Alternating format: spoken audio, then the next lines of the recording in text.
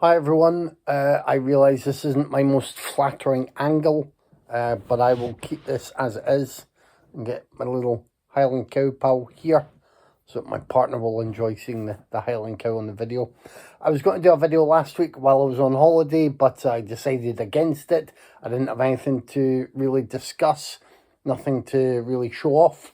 I was relaxing in nature, once again being king of the squirrels, so I decided to wait. So apologies if you missed us. I hope one or two people did, but there are some goodies here this week. I hope you enjoyed our Jenna Ortega special.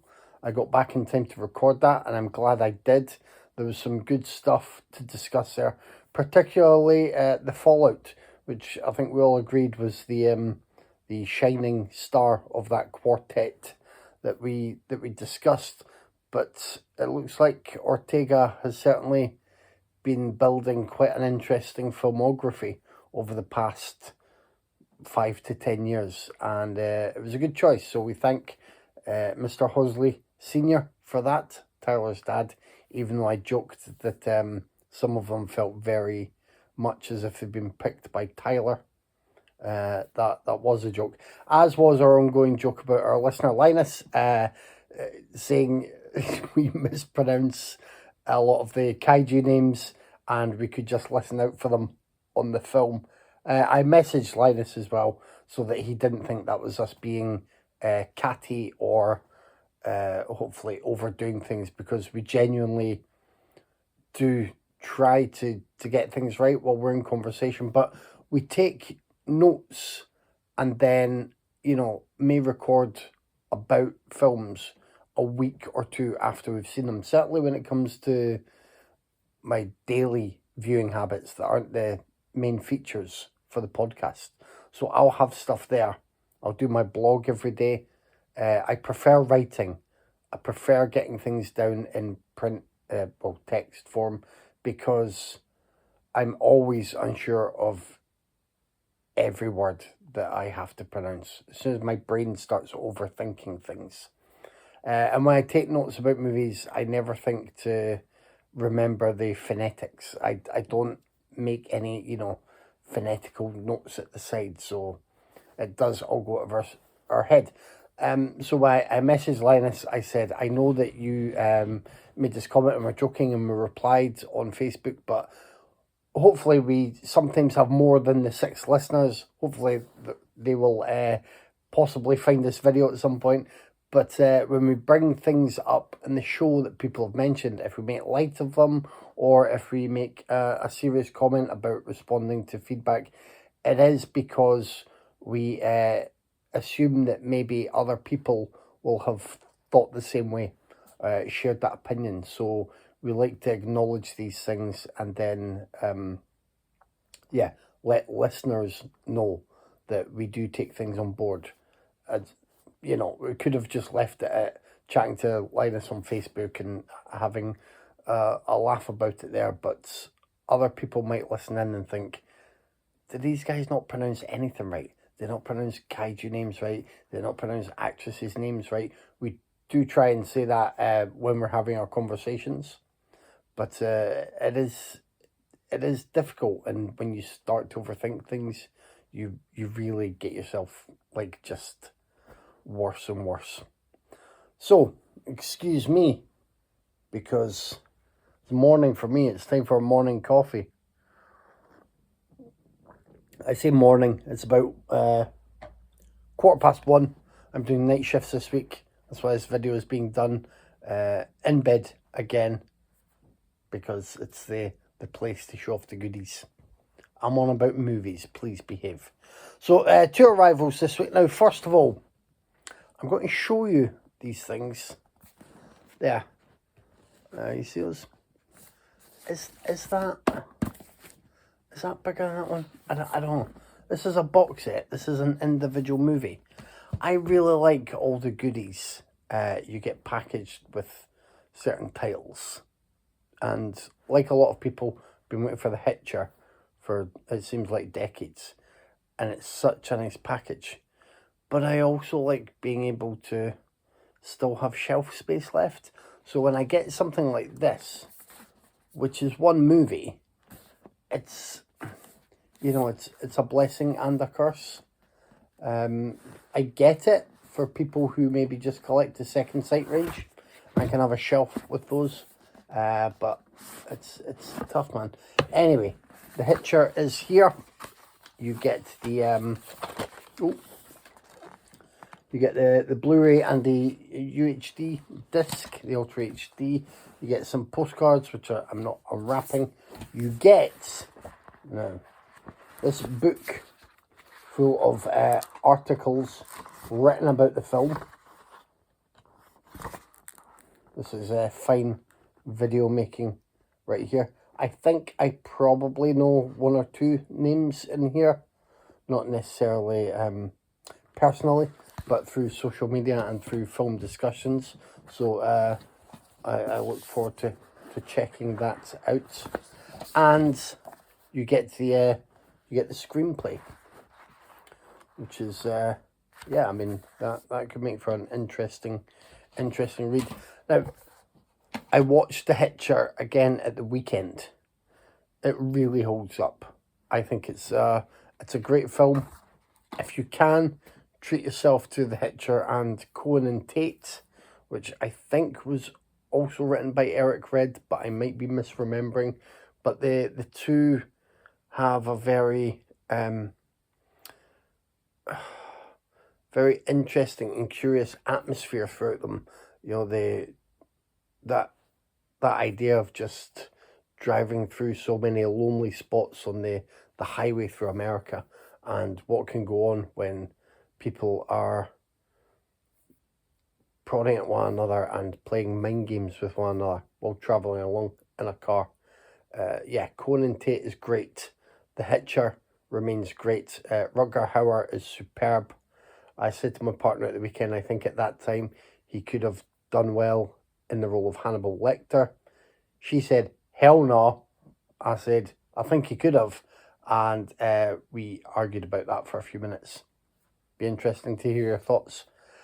Oh, and Jennifer Jason Leigh in a small role here. It's always weird to see her being so yeah, lively and baby-faced through most of this. There are also a lot of other familiar faces that you will recognise when they pop up, including Jeffrey DeMunn and others. It's paced really well. It's just really twisted and fun. Yeah, fun, but also constantly impressively dark.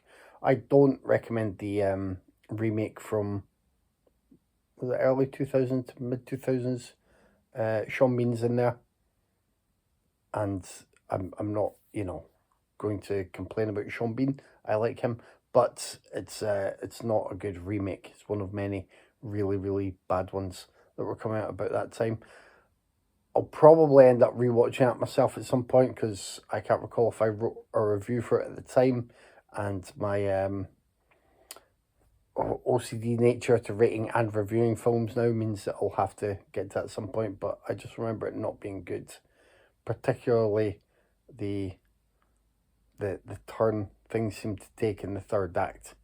It's a little bit Terminator-ish in terms of the way the lead character draws up their inner strength to fight back. Now, next, Love, Death and Apocalypse, 3 films by Alex de la Iglesia. This is from Arrow, and Arrow have started, it's quite random now what's available on Amazon, so you either have to order from them direct or order from HMV or Zavvi. So I've started trying to order from usually HMV, but if you have any recommendations, please let me know. The post has arrived okay. I keep the email receipts in case there are any issues. This has a little booklet with a few writings, and one of the last main chapters is from Kat Ellinger, so she's a great contributor to a lot of discs. These films, I've not actually seen Action Mutant. This has been a good week in terms of me having seen most of the stuff that I own. Day of the Beast is great. It's a great comedy horror. Absolutely brilliant opening sequence. A lot of fun. I'll probably end up just I think I have to change the covers around on these. There we go. Once again, superior video content, the kind of stuff I know you wait with bated breath to see. Actually, on Mutants, I like that. Now, Alex de la Iglesia has been doing fine work for years now. These are all really good, and there's also Witching and Bitching, which was great, and is it The Last Circus? It's absolutely superb, and other stuff that he's done that I've just gone blank on. So yeah, I highly recommend all of his work. We discussed Perdita Durango on the show some time ago. I still really like it. It's really odd. It's really fantastic. One of the best roles that Rosa Perez has ever had. Javier Bardem is really good in it, particularly when he performs a version of Little Spanish Flea. So that's good. So this box set has a few extra features on each disc, as the writings in that booklet. It's 3 films from a great filmmaker put together in a nice package. I really like it, and I recommend that to you all. I say, if you know of better ways to order things, because like Arrow have been doing some strange releases lately. I'm not one to jump on their social media and complain, because they have to have a model that helps make them money while they're doing maybe better restoration and transfer work of certain titles. They just recently did The Great Escape. I wasn't going to pick up The Great Escape because everyone's seen The Great Escape, but I think it was packaged with The Great Escape 2, and obviously a load of supplementary features, so I ended up going for that. They released Demolition Man, so this will all be out in a few months, so I pre-ordered that. And on Blu-ray, the Critters 4-pack, the 4 Main Critters movie, which I believe every film in that set has a commentary track from Dave and Matty.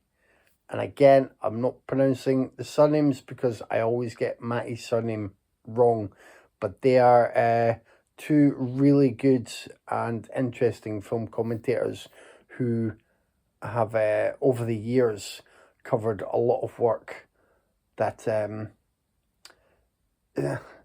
it covers the titles you would have seen on the video shelves when they were straight to video movies, when they were B movies. They did a podcast for a while that was about some of the lesser known erotic thrillers, not the big glossy ones, but the ones that were out there and popular and making their own mark when you would pick up an extra title in your 3 for 2 video selection for the weekend. They also, before that, their podcast had covered a number of creature features and was really good. And it was stuff like Octopus, Crocodile. It was, there was a company, I want to call them Hollywood Vision, but I think that was the DVD branch that released those films. They do a really, really nice and comprehensive overview. And what I'll do is I'll try and find a link to their podcast and put it in the description. And I highly recommend their chat. It's really good. So that's it for this week. I tried to do a slightly longer bit of a bumper video to make up for the absence last week. And yeah, we'll see what arrives next week. If anything, Halloween is beginning. October is the start of our fun Halloween month. So there'll be more horror movie content on the podcast. And I may hopefully have a recommendation or 2 for you then. That's it. Bye.